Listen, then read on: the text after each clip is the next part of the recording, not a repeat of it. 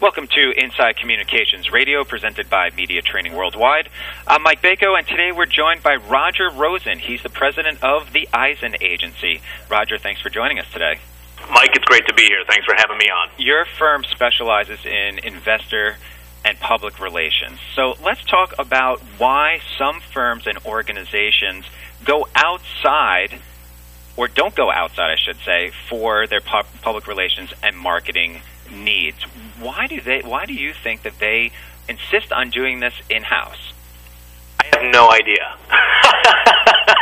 That's probably the best answer I can give. I just published an article called Agency versus In-House, and the simple and pragmatic truth. In truth, Mike, what I think is that folks don't realize that they have agency resources that they could actually count on, or that they believe that agencies are the exclusive property of huge, massive consumer packaged goods companies. Like Budweiser has an agency, and Procter & Gamble has an agency, and Pepsi has an agency, but that's about it. They're certainly not for me. So I think there's just a lack of understanding, and I think agencies have just done a terrible job of explaining that there are solutions that are available really for any size organization or any size budget, and to explain to these organizations that if you work with the right firm, and I really want to stress that in all caps, the right firm, that doing it in-house, especially if you're a smaller firm, is just penny wise and pound foolish. So let's take a look at some of the excuses. You just mentioned one. It's too expensive. It's just too darned expensive. But when you boil down to it, you're talking about making your product more well-known, putting your product in a better light. So why not invest in yourself? Why not invest in a firm that could potentially bring back even more customers and more revenue to you? Yeah, very well said. I think people will all too often hire maybe an entry-level person in-house because their salary is $30K, and instead you could hire a firm for, maybe $20K, and you're getting somebody that has significantly more expertise and significantly more experience that would be able to help you and put that kind of stuff together. So you're trying to save some money, but in reality you're actually, in most cases, spending more. This poor entry-level person probably doesn't know the tools that he or she needs to actually do his or her job well. You as the boss, you don't know. So you're saving money, but in fact, you're not doing anything that's going to assist in the growth of your business, the gain of market share of your business. Marketing has to be looked at as an investment in the growth and success of your business, not as a cost. And the more it's looked at as a cost, the more hiring in-house or hiring an agency seem to be inevitable. If you work hard and understand that you're still in charge of this entity, and you can work with a pro to actually get what you need done and get it done on a budget and get it done on time to actually help you specifically, you're going to save a heck of a lot of money, you're going to save a lot of time, and you're going to gain significantly more expertise than in most cases you're going to get in-house. And that expertise level in terms of being able to show them return on investment or give them a plan 3 months out, 6 months out, I'm sure that expertise really plays into it when you go outside as opposed to working with someone inside who you kind of just shove it off as another project to do to someone, as opposed to having it be a larger entity that's outside and they can report back to you and actually show you some of their gains and things that they've been doing. Oh, amen, Mike. I mean, if you're working in-house, again, especially if you're working with a junior-level person, and I'll use a junior-level person, and I don't mean disparaging things to either.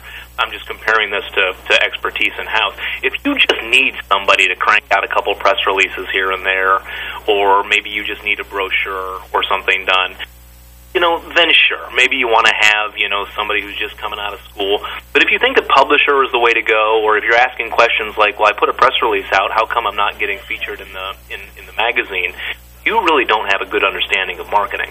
So I think you need to understand your level of understanding of marketing acumen and consult with a professional. So do you think that there's too much of this idea in the corporate culture of I will do A and it will lead to B, and if it doesn't lead to B, then let's just abandon that, as you mentioned, putting out a press release to get into a news organization. If it doesn't happen, let's just abandon that because that's not what worked.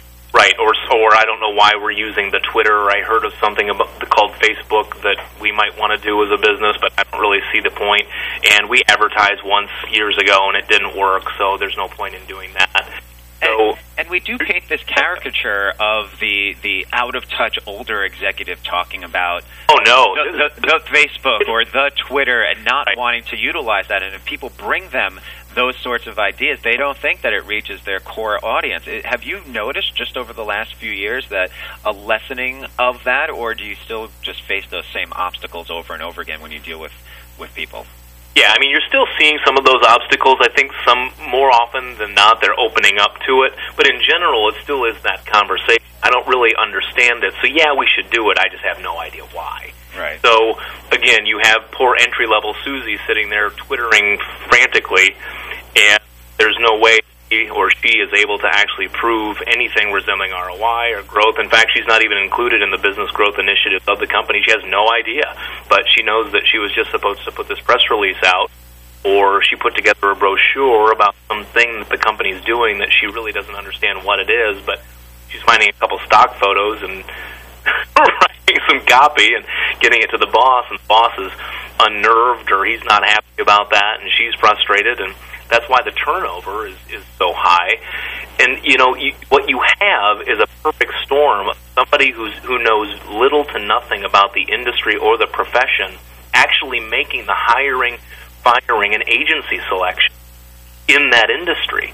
It's kind of scary when you think about it. Well, you mentioned that this lower-level person not having that expertise. Let's move on to excuse number 2. I'll lose control. What do you mean by that? Obviously, there are different ways that an organization can lose control of their marketing and their message and things that go out. But what about the hiring practices and the idea of just moving forward with a campaign? Tell us a little bit more about excuse number 2. Sure, and as if you have control anyway, right? So, you know, for most business leaders and especially in larger organizations, while you might think you know marketing, trust me, you probably don't know it as well as a good marketing expert or a good firm. And there's certainly going to be things that they're going to bring to the table that would allow you to have significantly more control over your brand and your message and what you're saying. They would offer options. They'd offer strategic counsel. They would offer tried and true areas of expertise without any, predilection of, not being objective or not sharing, what truly is going to work, because the agency has a vested interest in something succeeding, correct? Exactly. Somebody internally, they're just trying to get that job off their plate. Or if they argue with, the boss too awful much, they might lose their job. But in general, if you don't understand these kind of tools intimately, and you're giving direction to somebody who might also not understand these tools, or a team that doesn't understand these tools, then they're actually watering down your message. They're making things even more cluttered. They're making things worse. I mean, I see so many organizations, Mike, whose answer to every problem is another brochure or another sales slick, to the point that they've got 20, 30, 40 brochures and sales slicks, but sales aren't increasing, market share isn't changing. They're ignoring complete sectors of market area that they could grow. They've got no plan. They've got no goals. They've got no metrics in place, and yet they're still complaining because Susie didn't get that story placed that they added the color green to their logo. And that sort of runs right into excuse number 3. We can do it ourselves. I love your analogy of being able to drywall your living room. I know that I could drywall my living room as well. But as you point out, will it actually look good? Will the wall actually stay up? And that's a great lead into organizations doing it in-house. And, yeah, it may get done, or, yes, we could put the wheels in motion, but is it really the end product that will be of quality that we could point to and say, okay, this is a great representation of what we're all about? Yeah, the better statement is surely there are some things you can do in-house. And a good agency is going to work with you collaboratively anyway, because you're always going to know your business better than the agency will. It's the agency's job to translate that business or product or service to a more palatable, marketable situation to get that out to the masses so they're more inclined to engage with that product or person or service. So certainly it is collaborative. We're not suggesting that you don't need the client. What we're saying is from an executional standpoint, when you see publisher being used, or, when you're seeing,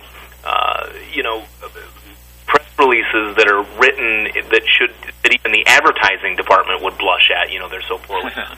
When you see ads that aren't print ready, when you see collateral pieces that are truly just embarrassing, when you see a picture that was taken of the executive team on, just a camera and it's fuzzy, and, this is an outward reflection of you and your business and your reputation.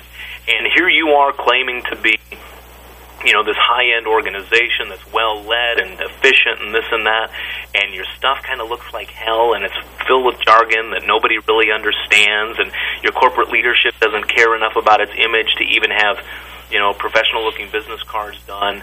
All of this is a reflection on your potential to earn money. And certainly on the flip side, really puts you down a notch or two against your competitors if they are doing that high-quality work, and if they are putting that effort into it. You could really see the difference, and I'm sure that may actually lead some organizations to follow suit. So it'll be interesting to follow those trends. Rodger, thanks for joining us today on Inside Communications Radio, presented by Media Training Worldwide. Mike, thanks for having me. I appreciate it.